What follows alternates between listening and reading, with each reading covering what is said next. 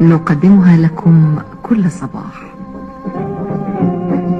بالسلامة يا حبيبي، بالسلامة بالسلامة تروح وترجع بالسلامة. بالسلامة يا حبيبي، بالسلامة بالسلامة تروح وترجع بالسلامة. تيجي زي إذاعة جمهورية مصر العربية من القاهرة السلام عليكم ورحمة الله وبركاته. ازيكم عاملين ايه؟ يا رب تكونوا بخير. وحشتوني من الفيديو اللي فات. انا عارفة ان انا بتأخر عليكم، بس معلش انتوا عارفين ان وقت دراسة وكده فما بعرفش اصور كل يوم بصراحة. اول ما نبدأ قبل ما نبدأ الفيديو كده، لو لسه اول مرة تشوفي قناتي ما تنسيش تحطي اللايك وتشتركي في القناة عشان يوصلك كل فيديوهات. زي ما انتم شايفين كده احنا كنا الصبح. انتوا متعودين ان انا على طول بحب انضف بنضف عندي الصبحية بعد ما ولادي يروحوا المدرسة كده.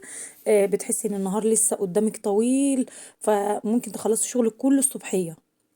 انا اول حاجه كده قبل بعد ما عيالي بيمشوا بخش انضف الاوض بتاعتهم والمكان ما كنا نايمين وكده.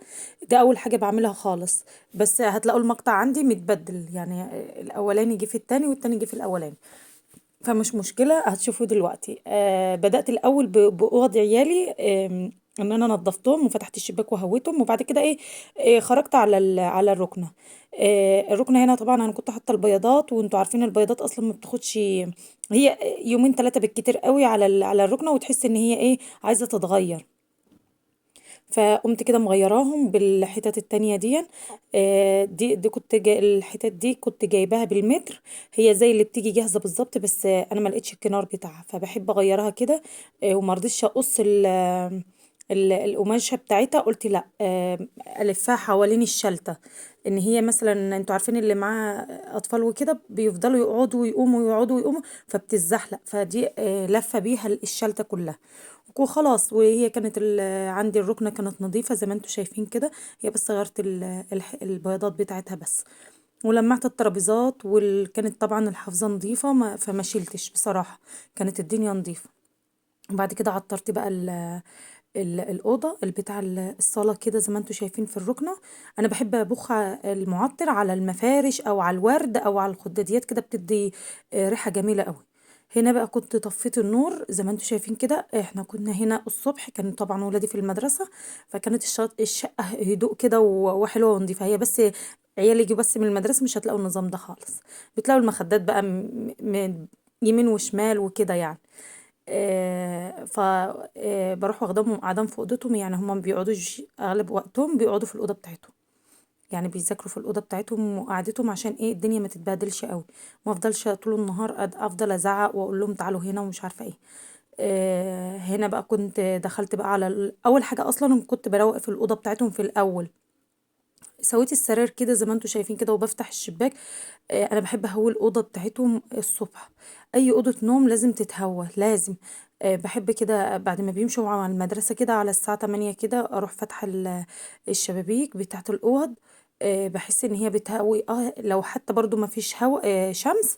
الهوا بتاعت الهوا بيجدد نفس الأوضة. بيخليها برضو ريحتها حلوة، غير ما بتفضلي قافلاها ليل ونهار كده لا. افتحيها حتى لو ما فيش شمس، برضو بتخلي ريحة الأوضة حلوة. أنا بحب أعمل كده بصراحة، لو حتى ساعتين كل يوم.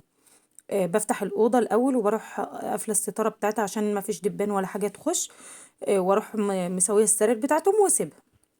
هي طبعا الأوضة بتبقى نظيفة، ايه الأرض بس لو وسخة بعملها بالمكنسة. لو ما فيش المكنسة بعملها بالمقشة وخلاص. والسرير بسويها، وكانت الأوضة زي الفل زي ما انتوا كنتوا شايفينها كده. وخرجت منها طبعا، انا قلت لكم خرجت منها عملت الركنة بس. وانا بمنتج بدلت ده. وبعد كده بقى خلصت بقى الأوض وبخلصت الركنة.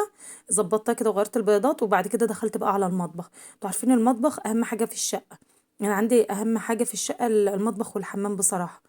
أحب أخش الأول كده، أخش أغسل لو في مثلا حاجات من اللي فايضة منهم، مثلا عاملاهم شاي بلبن الصبح أو حاجة فطرانين بيهم قبل ما يروحوا المدرسة. بخش الاول اصبنها كده زي ما انتم شايفين. ولو في مثلا انا كنت اليوم ده ما كنتش مفضيه الاكل عشان انا كنت اصلا ما كنتش في الشقه.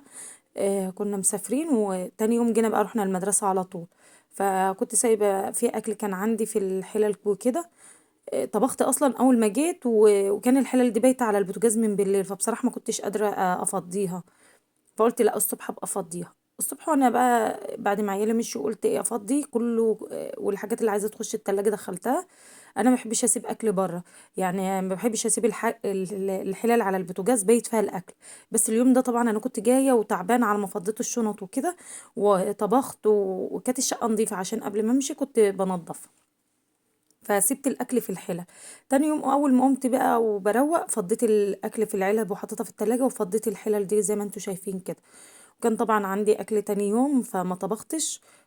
كان اليوم بتاعي بس تنظيف الشقة وقاعدة مذاكرة لعيالي وخلاص. كان اليوم بتاعي بسيط خالص وما فيش اي حاجة، لان كان عندي اكل من قبلها فما طبختش بصراحة. حطيت الاكل وعلى ما ولادي بس جم من المدرسة، وبعد كده طلعت العلب سخنتها وخلاص. ما عملتش اي حاجة تاني.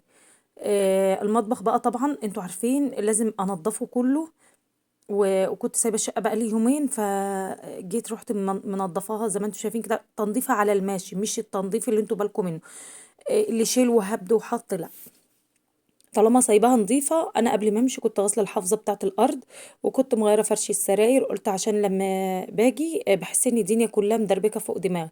فقبل ما امشي كنت مغيره الملايات بتاعه الفرش بتاع السراير والحافظه برضو كنت غسلاها، وكنت حطاها طبعا انا ما سبتهاش على على المنشر بتاع البلكونه، حطيتها في المنشر اللي جوه. على ما رحت وجيت كانت نشفت عشان انا كنت قعدت يومين فكانت نشفت. وبعد كده بقى دخلت على على البوتاجاز بقى صبنته. انتوا عارفين البوتاجاز بتاعي لازم اصبنه كل يوم لازم. ما بحبش البوتاجاز حتى لو هو نضيف بعد الطبيخ كده، لازم امشي عليه حتى لو فوت المطبخ. اما ده كان عايز يتصبن، قلت لا لازم اصبنه عشان كل مره كده بمسحه كده على المشي، لا قلت لا امشي عليه الليفه كده والصابون، يديني لمعه برضو كده، بدل ما كل مره اعمله بالبخاخه وفوط المطبخ كده بحس ان هو مش بيديني اللمعه اللي انتوا بالكم منها.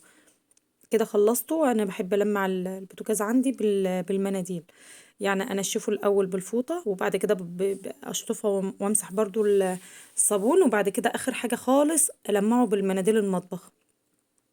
انا عندي المناديل المطبخ اللي هي البكر، وفي مناديل تانية هي اصلا بتنشف الايدين لتنشيف الايدين، مش للبطاطس والحاجات التحمير لا. هي اصلا لتنشيف الايدين، هي تحس ان هي ورقة تخين شوية كده عن بتاعة المناديل المطبخ. فبحب امسح بقى الرخامات، بحب امسح بقى الاطباق، كوبايات البوتاجاز اللي كده. فما بستعملهاش لتحمير بطاطس ولا بانيه ولا كده، فما بستعملهاش لكده. انا كنت رحت شاده برضو بتاعت اللي بحط تحتها الشاي والسكر كده، لمعت تحتها. برضو بصوا لو انتوا بس عملتوا اي حاجه في المطبخ كده بتحسوا براحه. حتى لو هتلمعوا الرخامات، كوبايتين كده متعلقين لو شلتهم وتحسه ان هما مطربين او مزيتين من البخار بتاع المطبخ، هتحسي انك انت نظفتي برضو في المطبخ. مش لازم ادربك المطبخ كله وانزل ضلف، هو عشان انا سايبه الشقه بقى لي يومين اقول لا ده انا حاسه ان انا في الشقه مكركبه او تراب او كده، لا. انا زماني سايباها نظيفه، هي بس ايه بلمع الحاجات اللي كانت عايز اللي قدامي كده اللي عايزه تتلمع من التراب او كده. بحس بالمطبخ براحه. هنا الكاتل عندي انا بقالي اسبوع ما غسلتوش بصراحه عشان ما اكدبش عليكم. فمن كتر الغلي تحس ان عمل رواسب كده في ارضيه الكتل، فحطيت فيه شويه ميه ومعلقتين ملح ليمون وقلبتهم، وبعد كده سبته غلي على يغلي، وبعد كده صبنته عادي بالليفه والصابونه، وكان زي الفل وبيلمع وزي الفل. لو انتوا عندكم حاجه ستانلس او كاتل او براد اللي بيتحط على البوتاجاز ممكن تعملي فيه كده.